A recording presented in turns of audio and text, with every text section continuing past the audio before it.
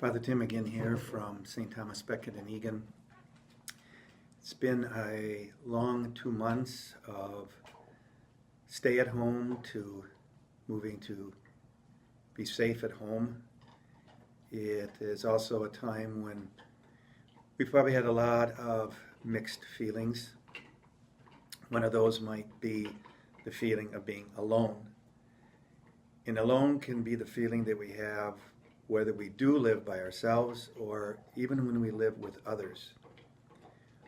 One of the other things that may be part of what we have felt or thought is that we have been abandoned. And we have been abandoned by God. Yes, by God.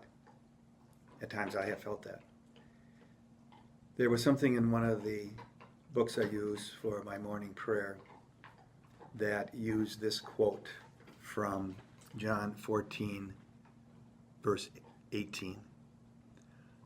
I will not leave you orphans. I will come back to you. During these months, we may have had that feeling of being abandoned, being orphaned by our God. We may wonder if our trusted companion, God, has left us on our own. When we feel that, experience that, recall the words that Jesus said. I will not leave you orphan. Trust in those words. Trust in God.